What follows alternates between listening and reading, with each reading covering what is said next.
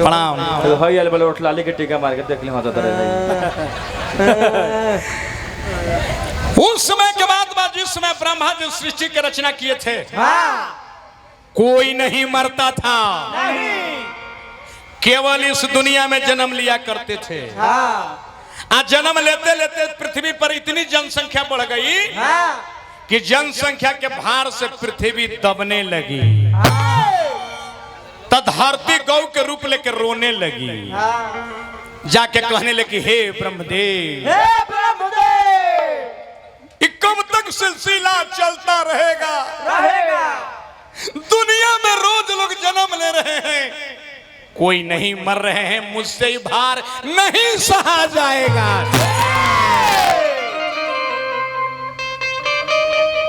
तो कैसी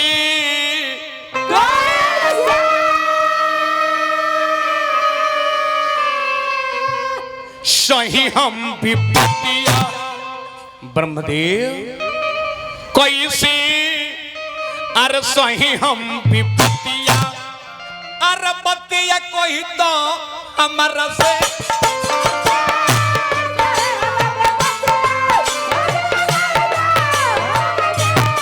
कैसे सही हम विपत्तियां, बत्तियां कोई तो हमारा से।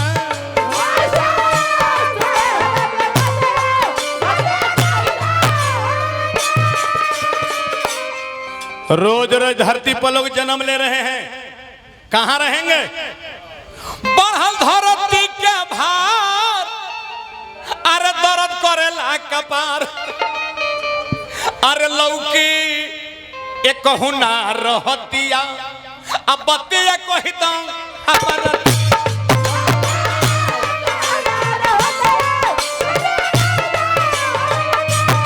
लौके एक हुना रहतिया, बतिया कहता हमारा से।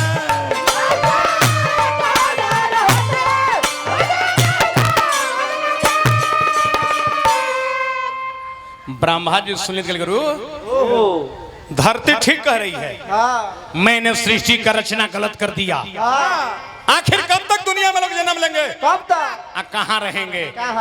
इस बात से ब्रह्मा जी के क्रोध आ गई, क्रोध से आंख लाल हो गई, लाल भइल तो अग्नि प्रज्वलित हो गई, वो अग्नि लागल पूरा दुनिया सृष्टि के जलावे। कि लागल बात के चिंता ब्रह्मा जी के मानवा हो नयनवा लाल लाल हो गई।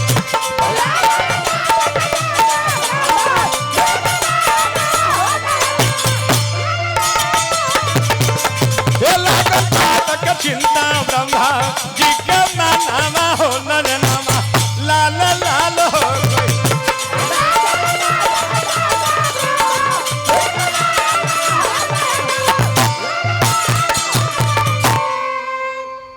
क्रोध के मारे अग्नि प्रकट हो गईले ब्रह्मा से बढ़ के रूप भयंकर कोइले मनल ना तबला सरे नयनवा लाल लाल हो गईले। बात करी विचार पो दिन सृष्टि जले लागल अग्नि में, तला गोल जोरे जहानवा कोहे सुदर्शनवा हो नयना लाल लाल हो गए।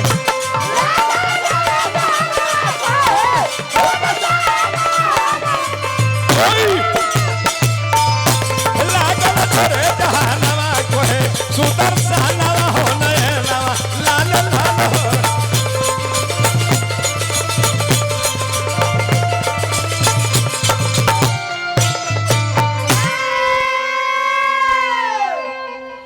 रुद्र आके कहले कि हे ब्रह्मदेव, अग्नि को रोका जाए, आपने सृष्टि की रचना की, आप खत्म कर देंगे?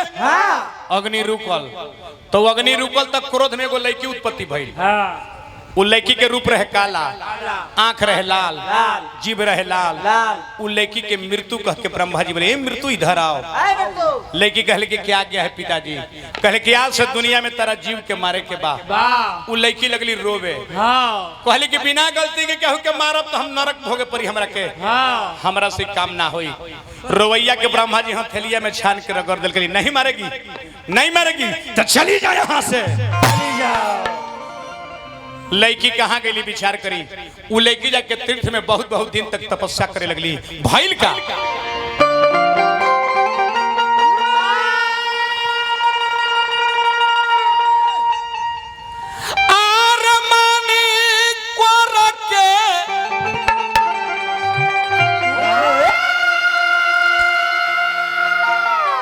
निर्गुण के भाव हलाता आर ब्रह्म की बचाना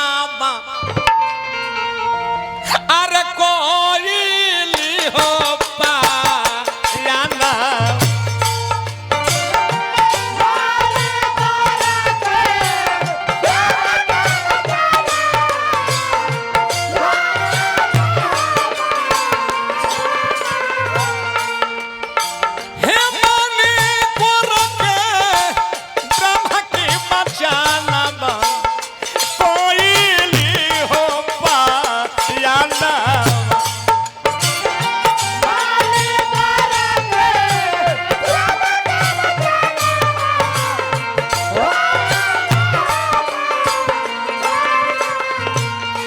भैया जी ध्यान दी। वो लड़की कहाँ गई? गौकर्ण क्षेत्र, गौकर्ण क्षेत्र, गौकर्ण क्षेत्र मलयाचल में गईली।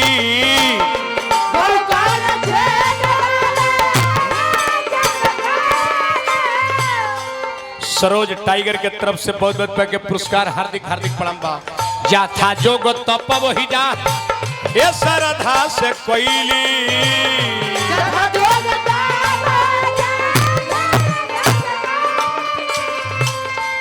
जब तपस्या पूर्ण हो गया तो फिर ब्रह्मा जी दर्शन देते हैं। तो आर ब्रह्मा दर्शनावा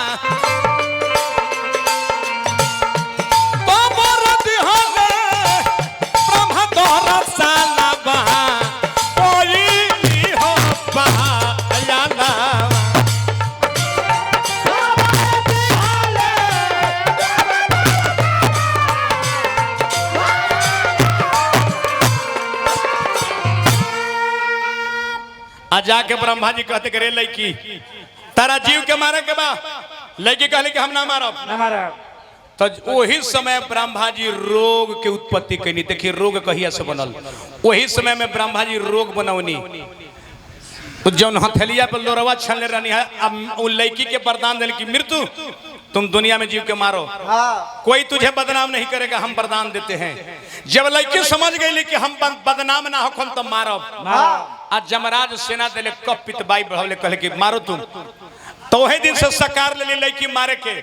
सबसे पहले लोक में केकरा मरली? राजा कंपन के बेटा हरि के। उस दिन से लोग के नाम में मृत्यु लोग पड़ा। आ लगली मारे मुआवे। कोई मृत्यु को बदनाम नहीं करता। काहे मर गईले हो? कब पितबाई चढ़ल मर गईले? काहे मर गईले हो? गाड़ी लड़ल मर गईले? काहे लड़ल? छत गिरल मर गईले? मृत्यु कोई बदनाम नहीं करता था। कहे के भाव बाबू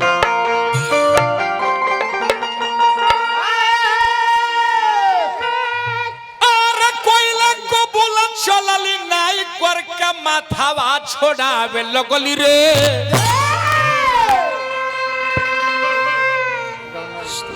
देख ली बाबूजी कहिया से दुनिया में लोग मरने लगे। अरे छोड़ावे लगली रे प्राण देही आके रे नातावा। छोड़ावे लगली हो प्राण देही आके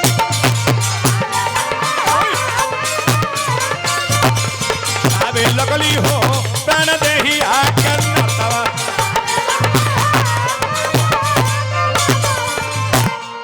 उसी दिन से दुनिया में विधान बन गया। उहे दिन से दुनिया में मरे लगले लोग रे।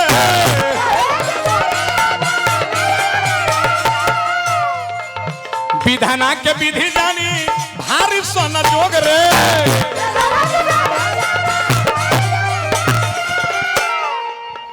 और चनवा के तोलिया आहो बनावे लगली जातावा छोड़ावे लगली रे। छोड़ावे लगली हो प्राण देहिया के नाथवा छोड़ावे लगली हो प्राण देहिया के।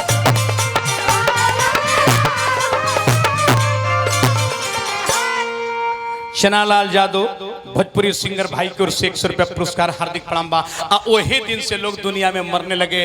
इन लोग के नाम मृत्यु लोग पड़ा मारती है मृत्यु, मृत्यु को कोई बदनाम नहीं करता बाबूजी। वही मरते मरते में हमारा सोनेलाल राय जी के माता श्री भी निकल गई, हम भी निकलेंगे, आप निकलेंगे। उसी दिन से धरती की सुंदरता बढ़ गई, लोग मरने लगे। कहने का भाव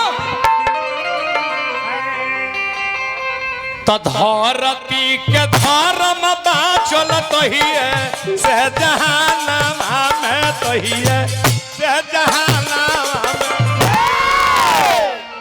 धरती के धर्म चलत ही है से जहानामा में तो ही है से जहानामा में। लगे लागल मृत्यु के बान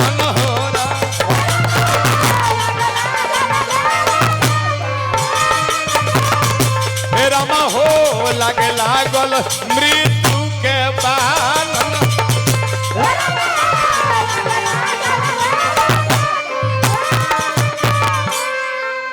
बोझा के ढोवाला का गुरुजी बोझा के कहाला का अरे बोझा के कहाला का हो। और उसी दिन से बन गईले विधाना के विधान।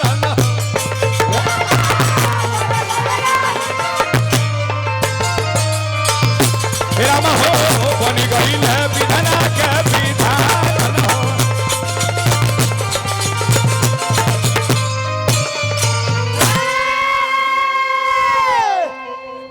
ये लोग के नाम में मृत्यु लोग कैसे पड़ा, क्यों लोग मरते हैं, क्यों माता जी मर गए, आप लोग कहानी को मैंने सुनाया। अब 5 मिनट खाती तनी लइकन खाती एगो लेदारी कह देते।